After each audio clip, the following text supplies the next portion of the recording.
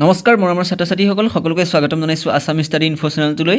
ছাত্ৰ-ছাত্ৰীসকল আজিৰ ভিডিঅ'টো তোমালোকে স্কিপ নকৰিবা। আজিৰ ভিডিঅ'টো অতিকৈ গুৰুত্বপূৰ্ণ হ'বলৈ গৈ আছে, কিয়নো আজি মই মেট্ৰিক পৰীক্ষা 2025ৰ কাৰণে অসমীয়াৰ এনেকুৱা এখন কুৱেশ্যন পেপাৰৰ এনচাৰ কিছুমান লৈ আহিছোঁ, যিখন তোমালোকে চাই গ'লে পৰীক্ষাত প্ৰায় নিশ্চিত তোমালোকে কমন কুৱেশ্যন এনচাৰ পৰিব। তোমালোকে মোক কৈছিলা যে তোমালোকে নেক্সট ভিডিঅ'ত মানে কুৱেশ্যন এনচাৰ দিলে লগতে এনচাৰো দিবা। মই আজি তোমালোকৰ বাবে কুৱেশ্যনো আনিছোঁ, এনচাৰ আনিছোঁ, গতিকে তোমালোকে নিজৰ বহি উলিয়াই ভালদৰে কুৱেশ্যনকেইটা লিখি লোৱা। কুৱেশ্যনকেইটা আলোচনা কৰাৰ আগতে তোমালোকে চেনেলটো ছাবস্ক্ৰাইব কৰি দিবা, নটিফিকেশ্যন বেলটো অলপ ক্লিক কৰি দিবা, যাতে আমি ভিডিঅ' দিয়াৰ লগে লগে তোমালোকৰ ওচৰত পায়। আজি মই ইম্পৰ্টেণ্ট কুৱেশ্যনখিনি আনচাৰ কৰিম। প্ৰথমটোৱে কুৱেশ্যনে তোমালোকক মই জনাব বিচাৰিছোঁ, প্ৰথমটো 1 নম্বৰ কুৱেশ্যন, গুৰুত্বপূৰ্ণ কুৱেশ্যন কৈছে যে প্ৰথমতে তোমালোকক উদ্যোগী হওঁ আহা পাঠটোৰ পৰা লৈ আহিছোঁ, ঠিক আছে। গুৰুত্বপূৰ্ণ কুৱেশ্যনটো লৈ আহিছোঁ। উদ্যোগী হওঁ আহা শীৰ্ষক পাঠটিৰ লেখক কোন তোমালোকক সুধিছে, এইটো সকলোৱে জানা দেৱজিৎ ভূঞা। এইটো ডাইৰেক্ট মই তোমালোকক বুজাই দিব নালাগে আৰু তোমালোকে কিতাপখন উলিয়ালে গম পাবা। 2 নম্বৰটো কুৱেশ্যন সুধিছে যে উদ্যোগীসকলৰ বাবে সকলোতকৈ গুৰুত্বপূৰ্ণ আৰু সংঘাতৰ অধ্যায় হ'ল বিক্ৰী কৰা বস্তু এটা বনোৱা সহজ হ'লেও বজাৰত নতুন বস্তু এটা বিক্ৰী কৰা সহজ নহয়। কথাষাৰৰ বক্তা কোন? তোমালোকে কথাষাৰৰ বক্তা বুলি লিখিবা যে এই কথাষাৰৰ বক্তা হৈছে প্ৰকাশ গোস্বামী। প্ৰকাশ গোস্বামী হৈছে এই কথাষাৰৰ বক্তা, যিটো তোমালোকে কথা ক'লে সেইটো কথাৰ বক্তা। এইখিনি মই এডিশ্যনেল কুৱেশ্যন এনচাৰ লৈ আহিছোঁ, এইখিনি তোমালোকে কিতাপত বিচাৰি নাপাবা। কুৱেশ্যনখিনি মই মাজৰ পৰা তোমালোকক বিচাৰি দিয়া হৈছে। 3 নম্বৰ কুৱেশ্যনটো চাবা, 10ম শ্ৰেণীকোঠাত সোমোৱা শ্ৰেণী শিক্ষকগৰাকীৰ নাম কি আছিলে? তো উত্তৰটো হৈছে 10ম শ্ৰেণীৰ শ্ৰেণী শিক্ষকগৰাকীৰ নাম হৈছে প্ৰকাশ গোস্বামী। একেটা কুৱেশ্যনৰ এনচাৰেই। তো 4 নম্বৰ কুৱেশ্যনটো চাবা যে এজন উদ্যোগী আৰু কৰ্মহীন নিবনুৱাৰ মাজত থকা ক্ষুদ্ৰ ব্যৱধান কি? ক্ষুদ্ৰ ব্যৱধানটো কি তোমালোকৰ পৰীক্ষাত আহিব। উত্তৰটো চাবা তোমালোকে, এজন উদ্যোগী আৰু কৰ্মহীন নিবনুৱাৰ মাজত থকা ক্ষুদ্ৰ ব্যৱধানটো হৈছে এলাহ, অৰ্থাৎ ভয়। এলাহ হৈছে কি? ক্ষুদ্ৰ ব্যৱধানটো। 5 নম্বৰ কুৱেশ্যনটো মন কৰিবা, মই লং কুৱেশ্যনো আছে, পাছত তোমালোকে চাবা। এজন সফল উদ্যোগী হ'বৰ বাবে কি কি গুণ অপৰিহাৰ্য? এইটো সকলোৱে জানা, তথাপিতো মই কৈ দিছোঁ। এজন সফল উদ্যোগী হ'বৰ বাবে ধৈৰ্য, একাগ্ৰতা, নিয়মানুৱৰ্তিতা, সময়ানুৱৰ্তিতা, আত্মবিশ্বাস আৰু হাৰ নমনা মনোবৃদ্ধি অপৰিহাৰ্য। এইটো কি হৈছে? এজন সফল ব্যক্তি হ'বলৈ মানে এজন সফল ব্যক্তি উদ্যোগী হ'বলৈ যিখিনি গুণ লাগে এইখিনি, যিটো তোমালোকক মই এতিয়া ক'লোঁ। কুৱেশ্যন নম্বৰ 6 কৈছে যে ইনফ'চিছ কোম্পানীৰ প্ৰতিষ্ঠাপক নাৰায়ণ মূৰ্তিক এই কোম্পানীটোক প্ৰতিষ্ঠা কৰাৰ ক্ষেত্ৰত কোনে কিদৰে আৰ্থিকভাৱে সহায় কৰিছিলে? এইটো কুৱেশ্যন হৈছে 5 নম্বৰ আৰু এই পৰীক্ষাত 2 নম্বৰ আহিব, ঠিক আছে। কেতিয়াবা 1 নম্বৰ দিব পাৰে, কিন্তু 2 নম্বৰ অহা প্ৰায় চান্স আছে। উত্তৰটো চাবা, এই পাঠত ইনফ'চিছ কোম্পানীৰ প্ৰতিষ্ঠাপক নাৰায়ণ মূৰ্তিক আৰ্থিকভাৱে সহায় কৰা ক্ষেত্ৰত কোনো তথ্য উল্লেখ কৰা হোৱা নাই, সেয়েহে পাঠৰ পৰা সেই বিষয়ে কোনো তথ্য লাভ কৰা নাযায়, ঠিক আছে। তো 7 নম্বৰ কুৱেশ্যনটো সুধিছে যে ককালা কোম্পানীৰ বিজ্ঞানটোক কোৱা কথাটো কি? তো উত্তৰটো হৈছে ককা কলা কোম্পানীৰ, এইটো ককা কলা হ'ব লাগে, কিন্তু ইয়াত স্পেলিং ভুল আছে, মই সেইকাৰণে তেনেকৈ দৰে পঢ়ি দিলোঁ। ককা কলা কোম্পানীৰ বিজ্ঞাপনটোক কোনে কোৱা কথাটো হৈছে eat cricket, sleep cricket, dream cricket আৰু ড্ৰিংক ক্ৰিকেট। তো এইটো চাবা ভালদৰে, এইটো ইংলিছ ৱৰ্ড তোমালোকে যেনেদৰে আছে তেনেদৰে লিখিব লাগিব পৰীক্ষাত। চাবা, প্ৰথমতে কৈছে eat cricket, sleep cricket, dream cricket আৰু ড্ৰিংক ক্ৰিকেট, ঠিক আছে। 8 নম্বৰ কুৱেশ্যনটো চাবা, এজন উদ্যোগী হ'বৰ বাবে শিক্ষাগত অৰ্হতা কেনেধৰণৰ হ'ব লাগিব বুলি শিক্ষকজনক কোনে সুধিছিলে? এজন উদ্যোগী হ'বৰ বাবে শিক্ষকতা অৰ্হতা কেনেধৰণে হ'ব লাগিব বুলি শিক্ষকজনক বিদিশা নামৰ ছোৱালীজনীয়ে সুধিছিলে। তোমালোকে এইটো পাঠৰে দিয়া নাই মই কুৱেশ্যন এনচাৰ, বাকী পাঠৰো আছে, এইটো ভিডিঅ'ত তোমালোকে পাই যাবা, ঠিক আছে। আৰু বেলেগ ছাবজেক্টৰ যদি ভিডিঅ' লাগে তোমালোকে কমেণ্ট বক্সত বা মোৰ ডেছক্ৰিপশ্যনত তোমালোকে চাব পাৰা, নহ'লে চেনেলত ভিজিট কৰিব পাৰা। আহিলেই নেক্সট কুৱেশ্যন মই তোমালোকে কৈ দিছোঁ, WW বা ৱেব কি? মই যোনখিনি অলাগতিয়াল কুৱেশ্যন সেইখিনি দিয়া নাই, যোনখিনি ইম্পৰ্টেণ্ট সেইখিনিহে তোমালোকে বাছি দিয়া হৈছে, ঠিক আছে। আৰু অলৰেডি মই অসমীয়া বহুতো পাৰ্ট বনাই থোৱা আছে, যদি নাইছে তোমালোকে চাই ল'বা। উত্তৰটো হৈছে পৃথিৱীজুৰি সিঁচৰিত হৈ থকা লাখ লাখ কম্পিউটাৰত মজুত থকা পৰস্পৰ সংলগ্ন বিভিন্ন তথ্য পাতিৰ সামূহিক ভাণ্ডাৰে হৈছে কি? ৱেব। ইয়াৰ WWW সম্পূৰ্ণ ৰূপ হৈছে world wide web. World wide web এইটোকে কোৱা হয় কি?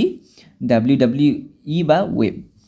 তো WWWত তথ্যবোৰ পাঠ, গ্ৰাফিক্স, ভিডিঅ' আৰু অডিঅ'ৰ মাধ্যমত থাকে আৰু সেইবোৰ সহজে ৱেবৰ পৰা আহৰণ কৰিব পাৰি। এইটো তোমালোকৰ কুৱেশ্যনটো মই অলৰেডি বহুতো ভিডিঅ'ত কৈ থোৱা আছে এইটো কুৱেশ্যন, আৰু এইটো কুৱেশ্যন গুৰুত্বপূৰ্ণ আৰু ইম্পৰ্টেণ্ট হয়। 3 নম্বৰ কুৱেশ্যনটো সুধিছে যে কুঁৱলীয়ে ইমেইলৰ জৰিয়তে বান্ধৱীসকলৰ পৰা কি কথা জানিব পাৰিলে। এইটো সকলোৱে জানা, মই ইতিমধ্যে অলৰেডি ভিডিঅ' তোমালোকক বনাই থোৱা আছে। কুঁৱলীয়ে ইমেইলৰ জৰিয়তে বন্ধু বান্ধৱীৰ পৰা তেওঁলোকৰ দেশ ভ্ৰমণৰ চাক্ষুষ অভিজ্ঞতা তথা নিজস্ব দৃষ্টিভংগীত এক ৰোমাঞ্চকৰ সোৱাদ লাভ কৰিব পাৰিলে। এইটো কুৱেশ্যন ক্লিয়াৰ। এইটো কুৱেশ্যন তোমালোকে পঢ়ি থাকিলে নিজে মুখতে তোমালোকে আহি যাব। আৰু নেক্সট কুৱেশ্যনটো আহিছে তোমালোকৰ 3 নম্বৰ কুৱেশ্যন, মানে তোমালোকৰ এইটো পৰীক্ষাত আহিলে 3 নম্বৰ আহিব।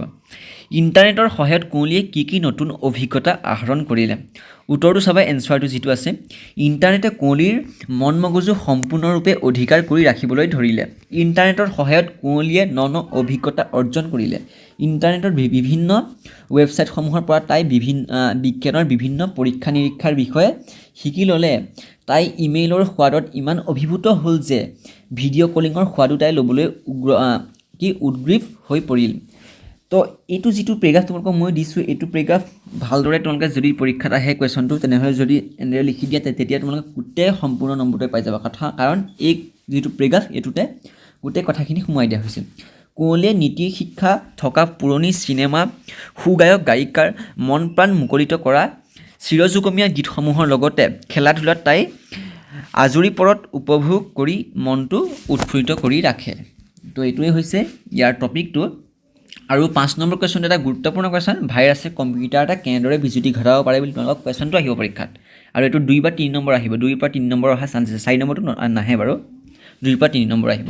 তো এইটো চাবা, তোমালোকক মই ইতিমধ্যে বহুতো ভিডিঅ' তোমালোকক এইটো কুৱেশ্যনৰ যিটো এনচাৰ তোমালোকক মই জনাই থোৱা আছে, তোমালোকে চাবা এইটো কুৱেশ্যন। এইটো মই গাইড নি দিম আৰু এতিয়া।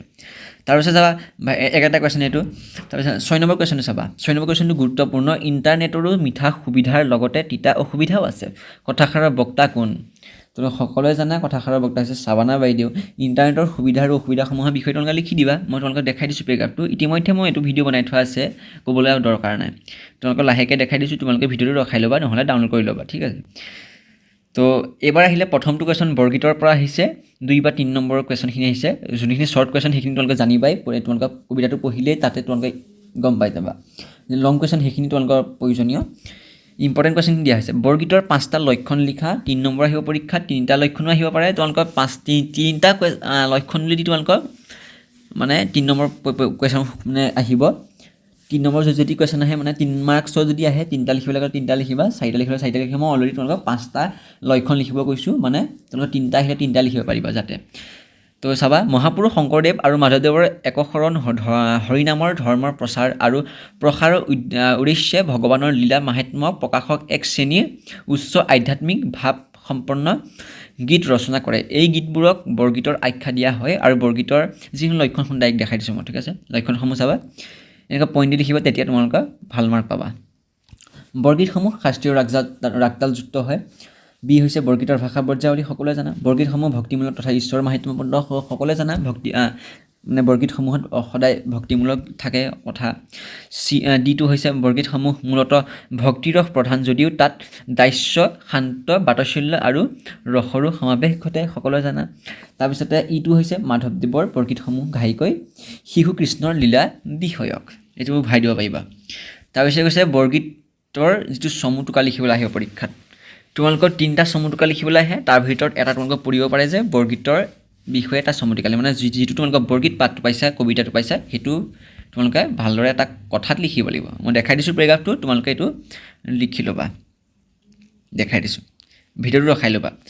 তাৰপিছত ব্ৰজাৱলী ভাষাৰ চমু টোকা লিখা। এই যিকেইটা কুৱেশ্যন দিলোঁ লং কুৱেশ্যন, এইকেইটাৰ ভিতৰত যিকোনো এটা কুৱেশ্যন তোমালোকক কমন পৰিব, ঠিক আছে। এনচাৰটো চাবা, ব্ৰজাৱলী ভাষা এক প্ৰকাৰ কৃত্ৰিম সাহিত্যিক ভাষা। এই ভাষাৰ কোনো ঠাইৰে কথিত ভাষা নহয়। শংকৰদেৱৰ সময়ত অসম, বংগ আৰু উৰিষ্যাত এই কৃত্ৰিম ভাষাৰ মাধ্যমত ভগৱান শ্ৰীকৃষ্ণৰ লালা বিষয়ক গীত পদৰ সৃষ্টি হৈছিল।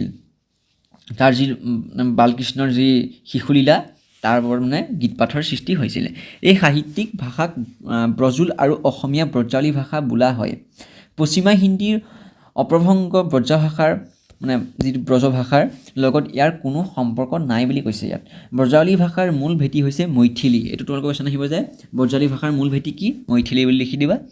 তাৰপিছত কৈছে তাৰ লগতে ভোজপুৰী নোৱাৰী আৰু কাষৰীয়া অঞ্চলৰ আন ভাষাৰ সংমিশ্ৰণে ই ঠাই বিশেষে একোটা স্বতন্ত্ৰ ৰূপ লাভ কৰে ব্ৰজাৱলী ভাষাটো স্বৰধ্বনিৰ অধিক প্ৰয়োগৰ বাবে শ্ৰুতি মধুৰ হয় তো এইকেইটা কুৱেশ্যন আজি তোমালোকৰ এইকেইটা কুৱেশ্যনেই লৈ আহিলোঁ এইকেইটা কুৱেশ্যন চাবা ভালদৰে আশা কৰোঁ এইকেইটা কুৱেশ্যন তোমালোকে ভালদৰে পঢ়িবা পৰীক্ষাত ইয়াৰ পৰা কুৱেশ্যন আহিলে তোমালোকে পাৰিবা তো আজিলৈ ভিডিঅ'টো ইমানে যদি ভিডিঅ'টো ভাল লাগিলে নিশ্চয়কৈ ভিডিঅ'টো লাইক এটা কৰিবা আৰু মই ইতিমধ্যে ভিডিঅ' বহুতো বনাই থোৱা আছে যদি নাই চোৱা তেনেহ'লে তোমালোকে প্লেলিষ্টত গৈ চাবা চেনেলটো ভিজিট কৰিবা তাতে তোমালোকে সকলোখিনি ভিডিঅ' পাই যাবা তো আজিলৈ ভিডিঅ'টো ইমানে ধন্যবাদ